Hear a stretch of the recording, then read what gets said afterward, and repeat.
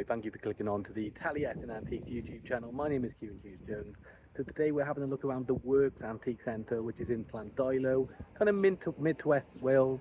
Amazing, beautiful town.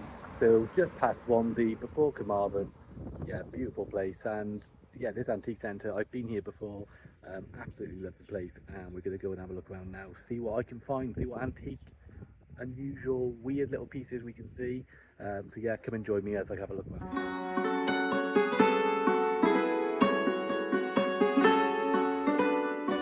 Why am I making this video? Well, I want to show you the amazing pieces that you can find in antique shops.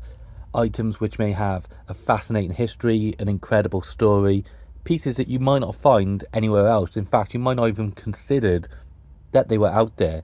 Now, I'm visiting because I'm an antique dealer myself. I'm looking for pieces to put on my website, taliesinantiques.com. So, what I'll do is I'll show you around. It is quite a long video because it's quite a lot to see. I will highlight and talk about different pieces that I find interesting. If there's anything you think I've missed, maybe not given enough attention to, please leave a comment and let me know. I'm looking at here two Chinese food dogs. So they're temple guardians, they're known as.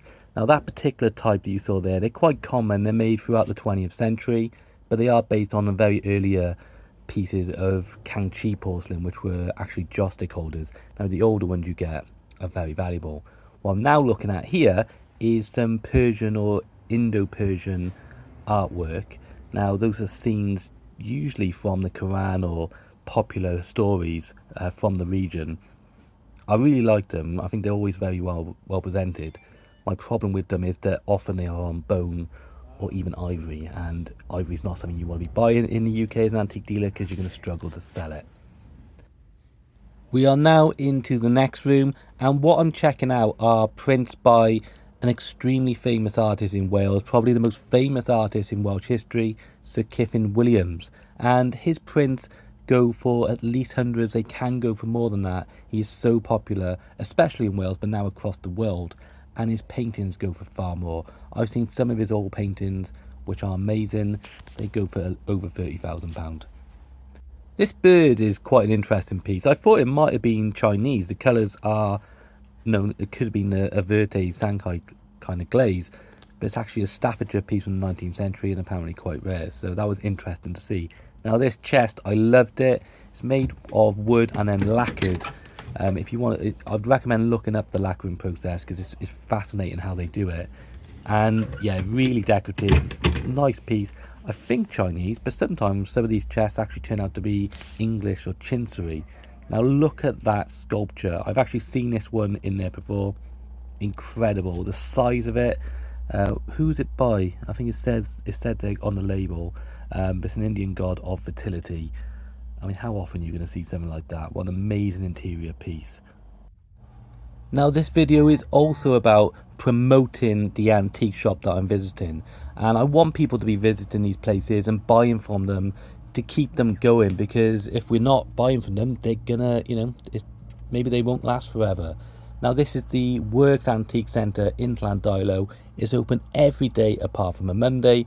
Opens at 9:30 until 5 p.m, and then on a Sunday they close at 4:30 p.m. Look at that artwork, how weird was that? Now it's an amazing place. If I'm ever passing through, I will visit this place because it's regularly updated with new stock. I think it's one of the better antique centres that I've been to. And just as I have to stop talking and talk about this piece. Now if any of you have indulged in the delights of Cardiff nightlife, you may have seen this before. This is a sculpture from Tiger.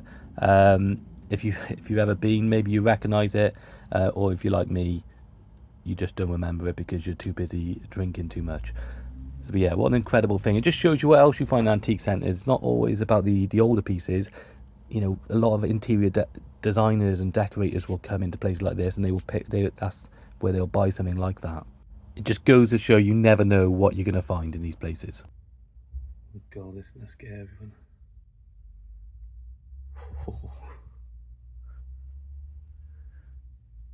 Sweet dreams. So just to let you know how you can help support this channel, give me a little bit of a boost in this YouTube algorithm, rankings, however it works. The first thing you can do is just to press the like button, that's the thumb up, just as say, just a click of a button, just to show that you enjoy the video. The next thing you can do is subscribe to the channel, so the Taliesin Antiques channel. There's a subscribe button down below. It's free of charge, and again, it just helps boost my numbers and just show YouTube that there is a bit of a following and a bit of interest in these videos.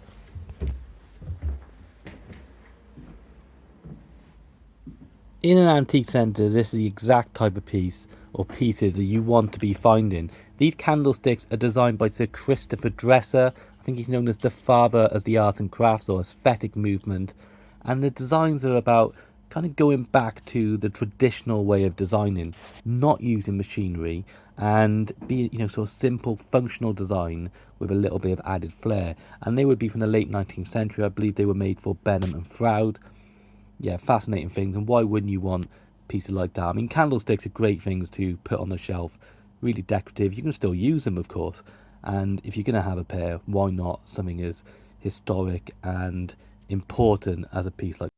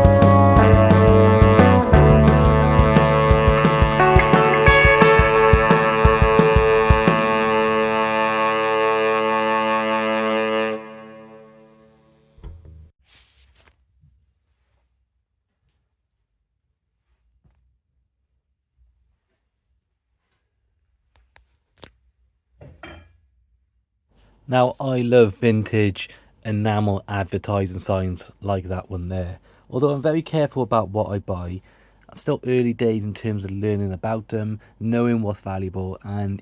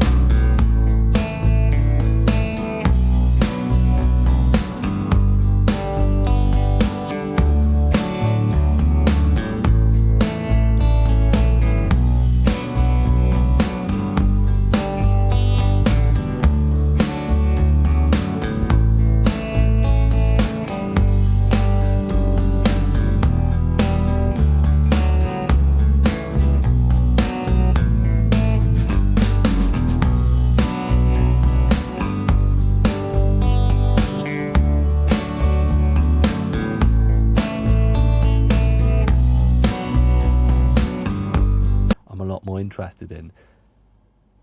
But anyway, there's a lot of good stuff in this little area. I like the whole antique centre.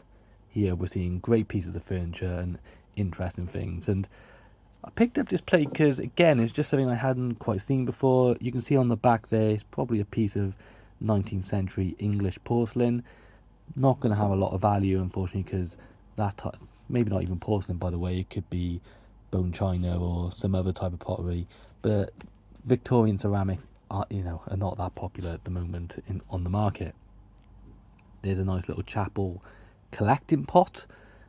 Now we're going to come to something that I did spend some time with and mull over quite a bit. I don't know if you just spotted it then. Bright orange. I'm just picking it up now. It's a little Toby jug. Hadn't seen anything like it before, and what it turned out to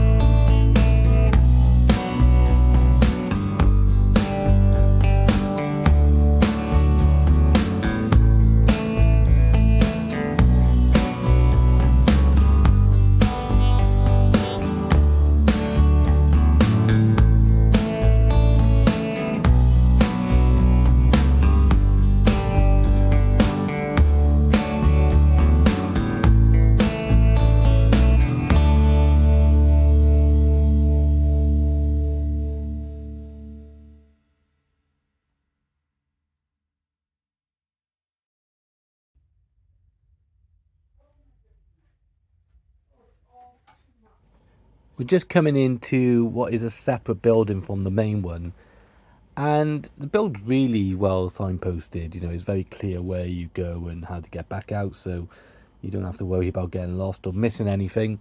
Yes, I think it used to be a garden centre, so it's a bit of unconventional, I suppose, in a way for an antique centre, but that makes it more interesting to me because it means you find different pieces. Now, those cockerel plates by there, with the white with the painted cockerels, they are Llandeilo pottery. Mid 19th century, I believe, is the date they come from the Llanelli area, so very local to this antique centre. Those plates are very highly regarded and liked, and they sell for very good money. I've seen them sell in auctions for £200 to £300 per plate. I think they can sell for even more, in good condition. Now, that cockerel painting style on a plate, the Llanelli pottery are not the only ones who do that. I've actually seen French plates which are very similar, but if you can get the Llanelli ones, you know, if you're going to collect them, then you've got a very rare piece. If you want to sell them, they achieve very good money.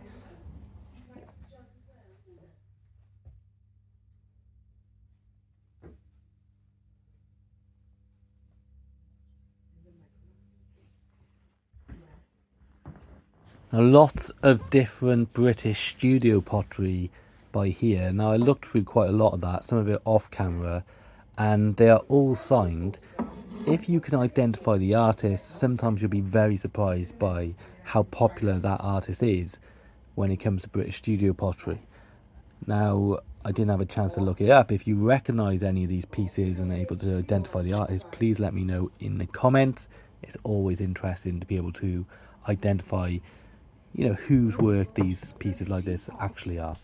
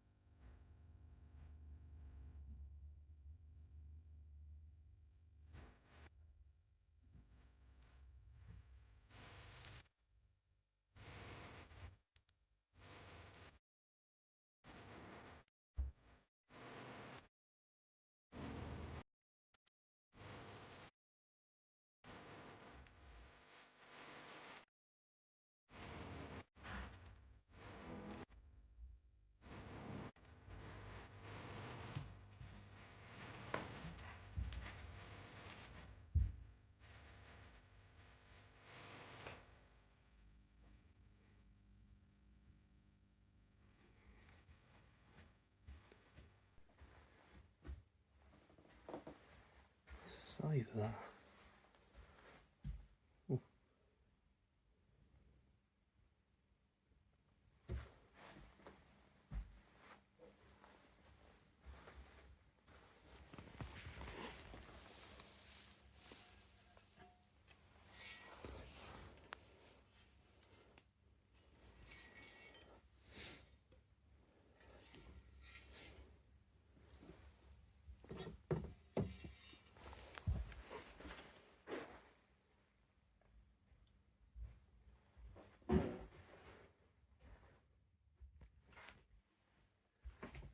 Probably the best easel I've ever seen here. So I thought about taking this big painting off just to have a better look at the easel behind it. You had a quick view of it.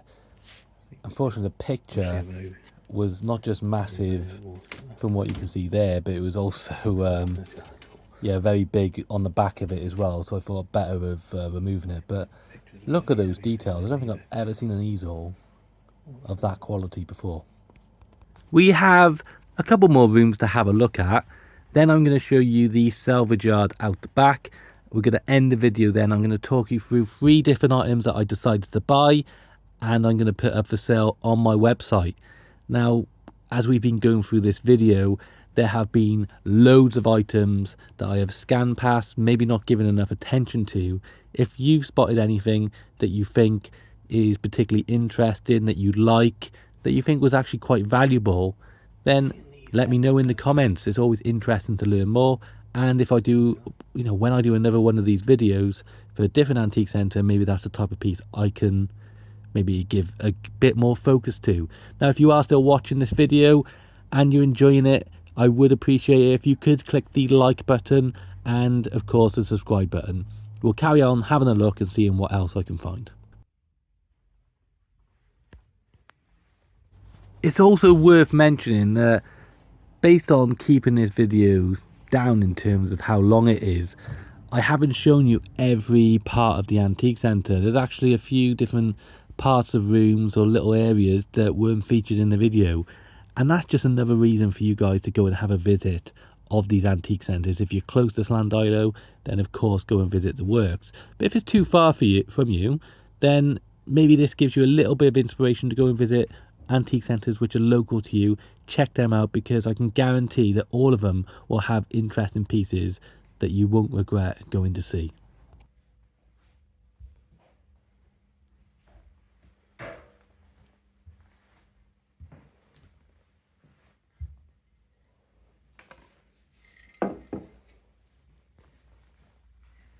I'd never seen plates like this before, this type of pottery with that type of decoration. From looking it up, it seems that these are Portuguese, showing a very rural, traditional way of life.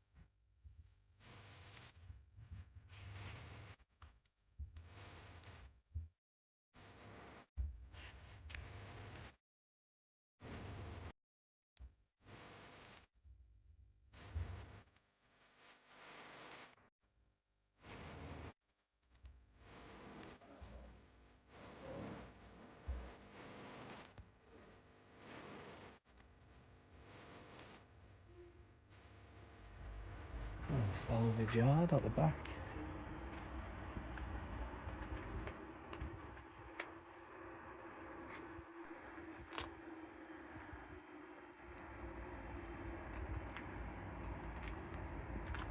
These kettles.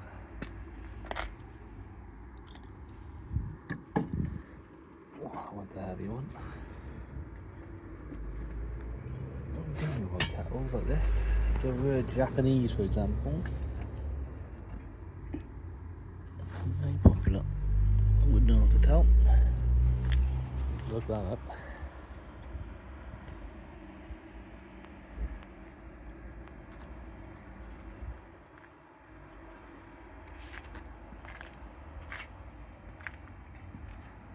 I need whiskey barrels. 50 quid or 48. Exceptional value. Okay, so the three things I bought, we're going to film rather poorly out the back of my car again. We haven't, I did this before, it's not the best, but just the quickest way. Here's the first one anyway. Really nice studio pottery dish. You saw there was quite a bit of interest in studio pottery, and I wanted to get at least one of them. If you can get the right artist, this stuff can be incredibly valuable. This is a really nice dish, very interesting. I love the curved element. It's a nice sort of blue hint glaze as well. It's almost like a shell-like piece. It is signed, so we'll get that back. And there's a British Studio Potters group on Facebook who are really helpful, and they should help me be able to identify if I can't work out myself. There's a signature. So yeah, that's the one I went for. Now this one, it was marked up as Papua New Guinean. When I was there, I said I actually think it's from Cameroon because I had a similar one. I now think they were right and I'm wrong. I think this is actually a Papua New Guinean piece with a sap kick, if I said that right. With a shell eye. Yeah, look, there's going to be some splits and some losses. Is what you expect with these pieces. Now, age can be a mystery with these. They can be tourist pieces, of course. This one, I particularly like this one because it's just more naive. There's work that's got in, a lot of work that's gone into it. So, if I had to guess, it's probably going to be mid-20th century. But you never know. Could be that little bit earlier. The hands I usually look at, and I think, yeah, so like an implement's being used there. So I'd say it's probably mid-20th century rather than earlier pieces of folk art are going to just be a lot rarer. And we have this really nice bronze, it's like a lost wax technique, I believe, duck. Look at all the intricacies of that. A little bit of verdigris as well, so I suggest it has some age to it. Is there any losses? Not really. I mean, there's a little bit of wear and tear as you would expect. Now, one thing I know is that bronze ducks, like decoy ducks, are very popular, and they often don't need to be attributed to anywhere in particular. People just love them. People love their ducks. So I was very happy with this buy also. So there we go. Another 3 pieces I bought from the works. Okay, there we are. That's the end of another video. Thank you for watching it again today. If you enjoy the videos, if you're happy watching them, they give you a little bit of entertainment. If you could like them and subscribe to the channel, that helps. It goes a long way to help me just keep doing these videos, basically. But that's it. Thank you again, and I'll see you again next time. All the best.